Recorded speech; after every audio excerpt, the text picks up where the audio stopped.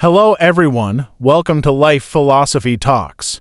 Their experiences reveal the true secret to happiness in old age. It's not your spouse, children, or money, but this overlooked truth. When we're young, we often think we are invincible and can live without relying on anyone. But as time passes and the years go by, people who step into old age realize they aren't as strong as they once imagined. As physical strength gradually declines, especially for the elderly who lose their ability to care for themselves due to illness, outside help becomes necessary for survival. So, when people grow old, who is truly the most reliable, your spouse, children, or money? Some say it's your spouse. Others believe it's money, and still others think it's dutiful children. But through this video, you'll discover that none of these conclusions are entirely dependable. The real answer is something else. Let's explore this crucial topic together. First, let's listen to the personal experiences of a few elderly people, and then we'll uncover what truly remains reliable in old age. 1. Ms. Lu, age 70. I didn't expect my health to decline so quickly. I long for my children's company. Ms. Lu is 70 years old, and her husband passed away 8 years ago. Before retirement, she and her husband were both teachers at a middle school in Beijing. Their good family environment was reflected in their children's education. Ms. Lu's two sons were a source of pride for the couple. Her eldest son studied abroad in the U.S., later settled there, got married, and had children. Her younger son graduated from Peking University and now works for a foreign company in Beijing. Their family of 4 was once harmonious and perfect. We had planned for our retirement, Ms. Lu said. After my husband and I retired, we never wanted to burden our children. We thought that as long as we were still able, we'd use our pensions to travel and enjoy life, seeing sights and exploring until we were too old to move. Then we'd hire a caregiver to look after us. But now, looking back, we were overly optimistic. Initially, everything seemed harmonious. The couple traveled often, living a carefree life. However, life took an unexpected turn when her husband suddenly passed away from a heart attack and Ms. Lu began to feel the heavy burden of aging. Ms. Lu stressed that her children were indeed filial, but life's realities were harsh. I did think about living with my sons, she explained. With my pension, I wouldn't be much of a financial burden. After my husband passed, my eldest son offered to bring me to the U.S. to live with him, but I worried I wouldn't adjust well and would end up burdening him. Plus, I wanted to stay in my familiar environment as I got older. Her younger son and his wife lived in Beijing and had recently bought a 150-square-meter home, but they were not particularly well off. Raising the children and paying off a mortgage left them financially strapped. The house has 3 bedrooms, one for the kids, one for the couple, and a spare room for me. But neither my son nor daughter-in-law ever invited me to live with them, Ms. Lu recounted. Once, after hearing on the news that the average per capita living space in Beijing in 2018 was 33 square meters, her daughter-in-law jokingly said that their house couldn't fit anyone else without falling below the average. Ms. Lu could only smile bitterly. As parents, we don't want to disturb our children's lives. Families need privacy, and I understand that, she added, almost as if to console herself. Living alone brings its own challenges, especially when it comes to cooking. Cooking, for one, is difficult, she said. I often think about buying better food to improve my meals, but then I hesitate, how much should I buy just for myself? It's not that I can't afford it, but how do I portion it out? She sighed. I didn't expect my health to decline so quickly. I was doing fine, but in the past 2 years my health has steadily worsened, especially after I was diagnosed with coronary heart disease. Ms. Lu vividly remembers the winter of 2018 when a cold turned into bronchitis, leaving her unable to breathe properly. At night, she couldn't lie flat to sleep, only managing to rest propped up on thick pillows. With her sons busy with work and their own children, Ms. Lu didn't tell them about her illness, not wanting to add to their stress.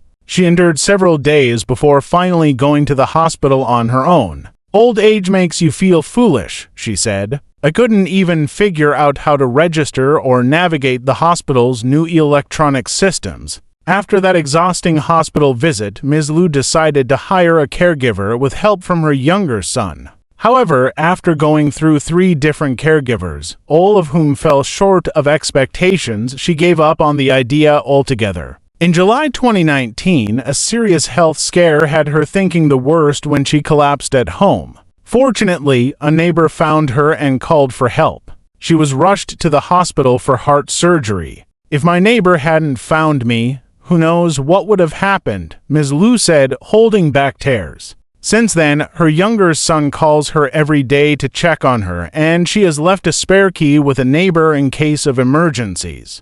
I don't need money, Ms. Liu said. I just want my children to visit more often. 2. Ms. Liu, age 63. I regret not saving for myself. I spent my retirement money on my son.